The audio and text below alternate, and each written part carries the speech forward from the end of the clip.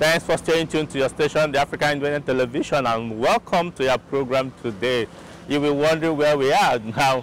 You know, to some people who may know the Northwest very well, you may be guessing to suspect that this is the popular Kano Jigawa Road, and precisely we are here at the Nigeria Police Academy. Are you surprised? But that is what we do, to bring to you those exceptional security officers who are doing so well, to showcase what is happening and how the security agencies in Nigeria are working to effectively police the country, Nigeria. Welcome to our programs today. My name still remains Patrick Abambu. Today we'll be bringing you a selection of reports we are bringing to you this day. But more importantly, is an exclusive interview we had with the Commandant Nigeria Police Academy, AIG Ahmad Abdulrahman. Sit back as we bring you this report on what is happening with the Nigerian Army personnel and the welfare, how the Chief of Army Staff, Lieutenant General Farouk Yahya, is trying to ensure that his officers and soldiers are catered for. Sit back as we bring you this report by Shirley Daniels. Welfare of personnel determines his or her ability to perform assigned duties. Providing welfare for personnel will help to ease their burden, which in turn will be the motivating factor for improved performance. Knowing the importance of welfare, the Nigerian Chief of Army Staff, Lieutenant General Farouk Yahya, has continued to make this his priority. During Security Watch Africa's visit to Borno State, we spoke with the Theater Commander, Joint Task Force Northeast Operation Hadinkai, Major General Christopher Musa, on welfare and morale of the troops. Every soldier gets his allowance as of when due. I mean, you get your salary. If you have any issue with your allowance or salary, we make sure that the finance would look at it and address it quickly. We don't have any issue with that. Feeding is compulsory. Everybody eat, and you eat well. Clothing are provided for everybody. Ammunition, weapons, you don't have any excuse. Whatever you need to project your war is provided to you. It is you to do your own job. And so that's why and they have seen that what we're doing is that we have the Chief of Army Staff, his own policy is you do well, you are rewarded. You commit an offense, you are punished. So we have standing court martials down on ground for offenders, and then your welfare, everything is taken care of. If you do well again, you are projected. Just recently, we gave Chief of Army Staff awards, and then so many other things. Promotions are coming in, all other things are being put in place just to make sure that you have adequately troops are taken care of. So that's why you never hear any issue of rancor. Sometimes I used to read maybe social media. Sometimes they say soldiers are. I just laugh because there is no soldier. I have a system that myself as the theater commander, I virtually discuss with every soldier. Any soldier that has a problem, if you complain, follow the proper channel, is allowed. Complain to your immediate boss. When you do 3 times and no action is taken, you're allowed to bypass him and report to the other one. So, and every commander knows, if there's a position and you don't find a solution, we're always here, tell us. If you don't, the soldiers will get to us and we'll find out. So I think everybody's in the entire theater. I can assure you that there is no rancor. To find out if officers and soldiers are truly provided for, we had interactions with the commanding officer, Forward Operation Base, Mulai, Lieutenant Colonel Nasiru Bala, and 2 of his soldiers. The soldiers' morale is very, very high. And I want to seize this opportunity to also thank the Nigerian Army and the federal government for making it possible to make sure that our welfare is well taken care of. As we speak to you right now, all our soldiers' operation allowances are being paid to date. So we don't have, our morale is very high, and we are working and we'll continue to put in our best.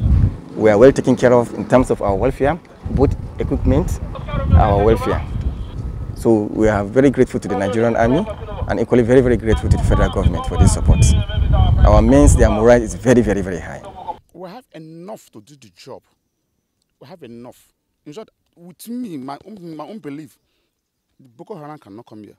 With the level of equipment we have, the soldiers high, morale high, the equipment is there, everybody is ready. To Kumala, we can go down and sleep, and nothing will happen. With the civilians, it's no problem. In this theater of Operation 7 Div, some people are going ahead sabotaging the effort of the Nigerian army. The Nigerian army are really trying. They are feeding us well, giving us welfare, salary, everything is coming intact. They don't play with us because they know the job that we are doing. We are trying our best for the country, so the theater is trying for the theater commander, the chief of army staff, chief of defense staff, all of them are trying for. We are okay, we are satisfied with the job. All of us, our morale is very high. We are fighting as one body, as a system, as one Nigeria. High morale, morale high, morale high. We are ready. In order to build a professional soldier, it is clear that their welfare should come first. Shirley Daniels, reporting for Security Watch Africa. Yes, welcome back. Like you can see, the soldiers and the officers of the Nigerian army are working, putting in their best because their leadership, headed by the chief of army staff, is doing everything to provide what they need, the essentials they need to make their life a bit comfortable and the equipment to do their work.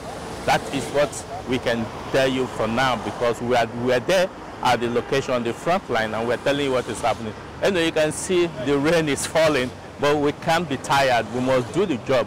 Yes, like I said earlier, we are at the Nigeria Police Academy. Here is the entrance. Recently, just in June, there was a personal parade which the Commander President Muhammadu Buhari was here to gloriously, graciously pass out the young Nigerians who will be helping to provide security for you and I. Really, it was a glorious moment. We will bring you a bit of the talk on what happened. But again, let's look at what is happening again in a state in the Northwest, because we're in the Northwest now.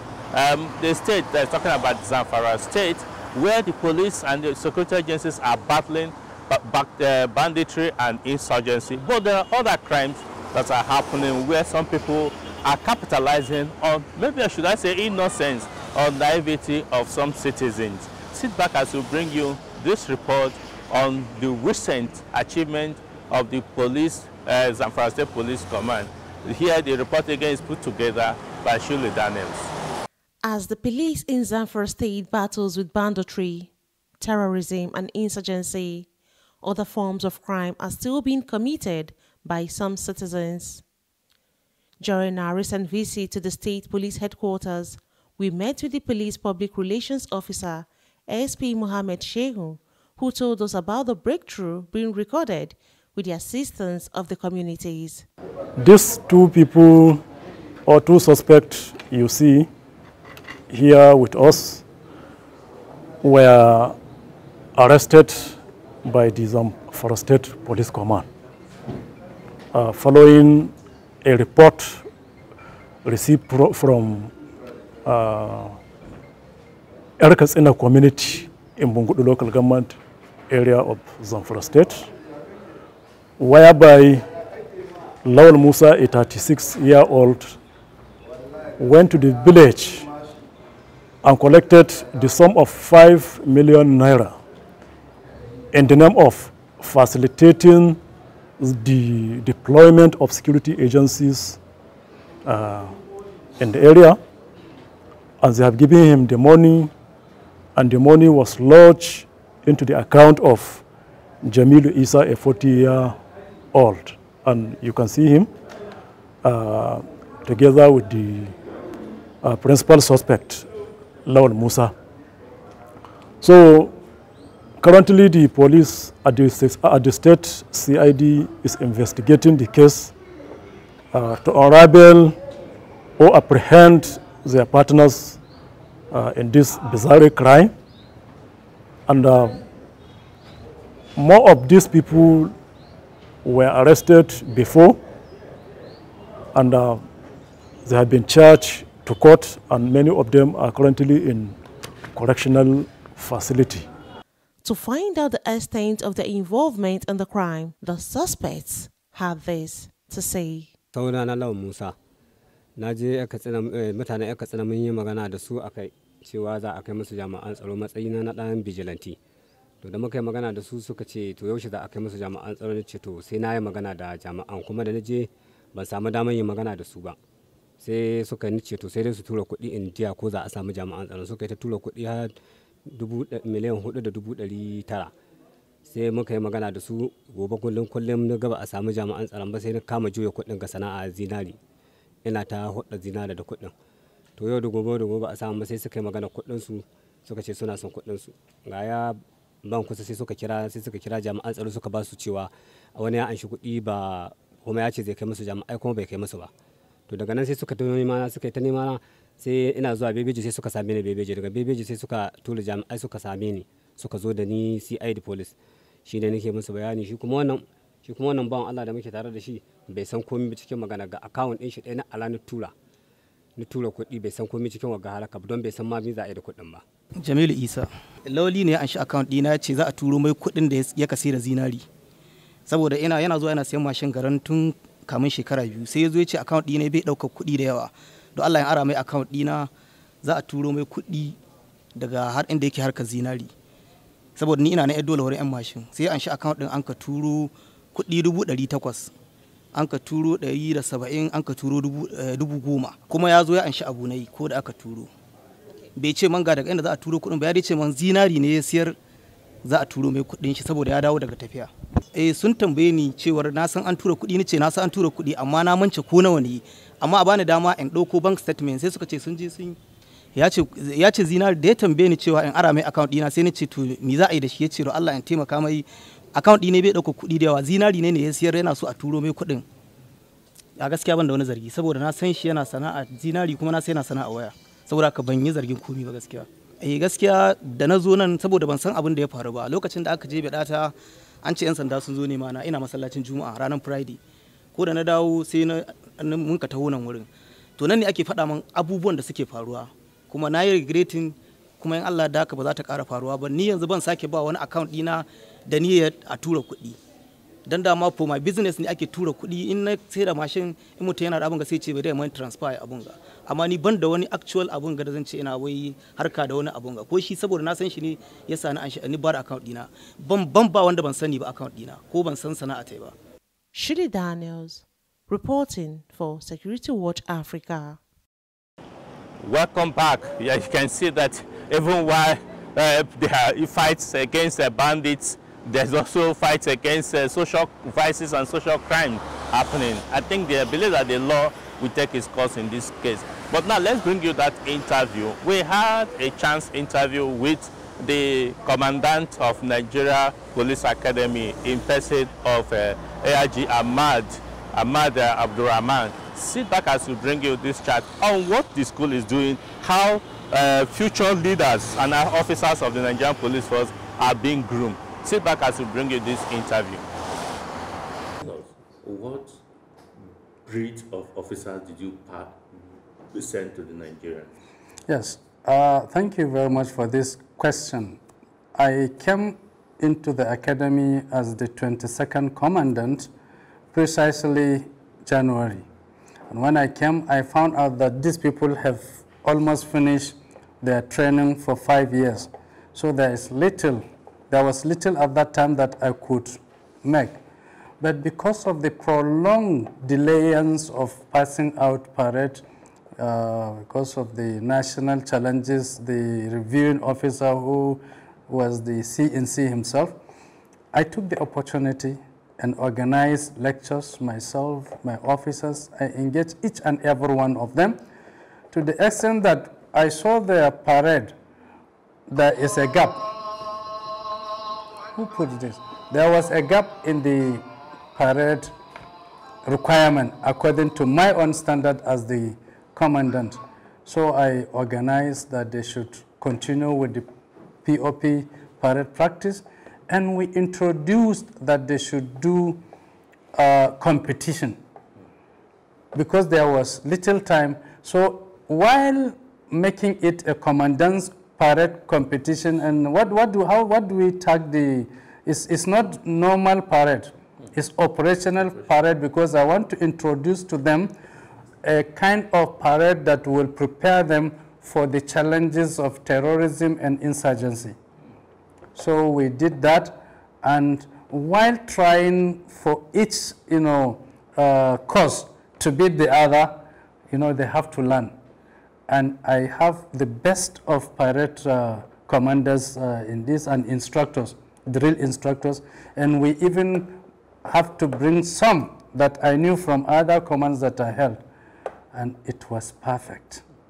When you see the competition, you will think that these people are coming from various countries for the exercise, and we put a little token, and it was highly impressive. So that culminated into their near to perfection performance during the overall POP. I think I attended the first POP here, and the second I watched that one on television, and also I had the clips. I've been viewing it over and over again. Believe you me, and I represented the Inspector General of Police on 2 occasions in NDA passing out parade. When it comes to normal parade, we are second to none. And I expected nothing less than that. The boys have impressed even the Commander-in-Chief of the Armed Forces of Nigeria. So these are some of the things we did. But now that we are going to graduate people that I am one that will see from the beginning to the end, by that time, by the grace of God, it will be something super.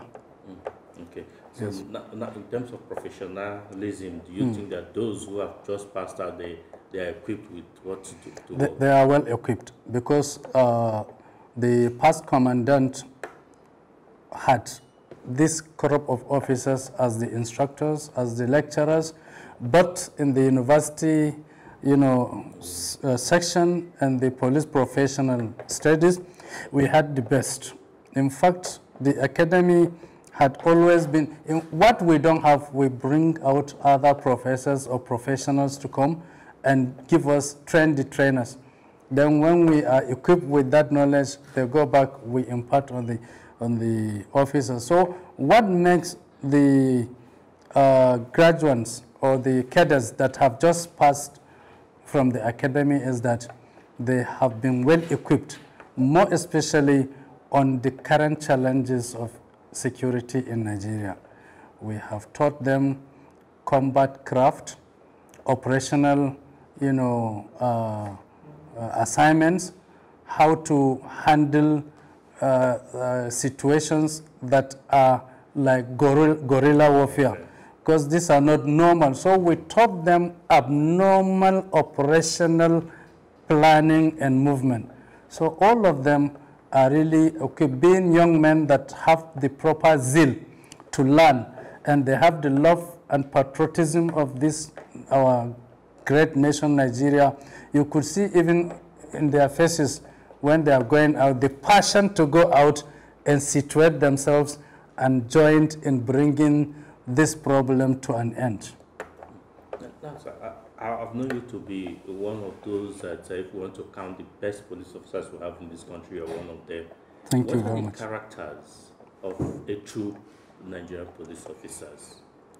Yeah, the character that is required for a true police officer elsewhere, not to talk of Nigeria, is one, he has to be honest. He has to be, you know, ready to learn, because policing is just like medicine, and diseases are always changing, just as crimes are changing. So when one does not read and or feels that he is okay, then he will be left behind, because criminals are always coming up with new techniques based on research. Even, you know, the rudimentary crimes, the perpetrators are always planning based on research practice before they come to, you know, execute it. So police officers should always be reading and also forecasting, and then getting intelligence and then putting it down, and then, you know, coming up with how to, you know, counter them. So I think apart from honesty, we need somebody who is ready to learn and is also having the reading culture, because you have to read, just like a pilot. Every day there are changes in weather. which you will go and meet some turbulences where you don't expect them. So that's how policing is. Then when it comes to implementation of what you have learned, you have to also tailor it towards the situation on the ground. So there must be real intelligence gathering. And also another good thing that a police officer required in this climb to succeed in nipping the problem in the bud is reconnaissance. You cannot just go out, no matter what intelligence you gather, before you go and make any effort in nipping the problem in the bud, that lacuna, gap between the last intelligence that is brought to you and the at striking time, many things could have happened and many things could have changed. So reconnaissance is very important. As you are approaching, you are receiving whether there is change in their own approach, in their own characteristic, in also the positioning, so that you will not go and enter killing zone and or allow your people to be killed. So we always teach our cadets that, and we always want commanders outside who are in commands, AIGs, CP commands, and DC operations and commanders of the tactical, departments, to always make sure they listen to us and make sure they rely on intelligence and reconnaissance before striking. But I feel like I'm in a classroom, security classroom right now. Thank you very much. The lecture just coming from you. Thank you very much. Let's look at, like you just pointed out, the crime situation in Nigeria is dynamic. Do you think in Nigeria is the crime situation, has it overwhelmed the police based on the crop of police officers you are bringing now? Do you think that Nigerian police can stand it? In fact, I am a believer of division of labor. The crisis within Nigeria is best handled by the Nigeria Police Force. We are not overwhelmed because of lack of proper knowledge or expertise knowledge in nipping the problems in the bud, but because we have depth of equipment, logistic, and also we need more manpower. When you don't have manpower and you don't have the right equipment to fight these insurgents, definitely you will look helpless.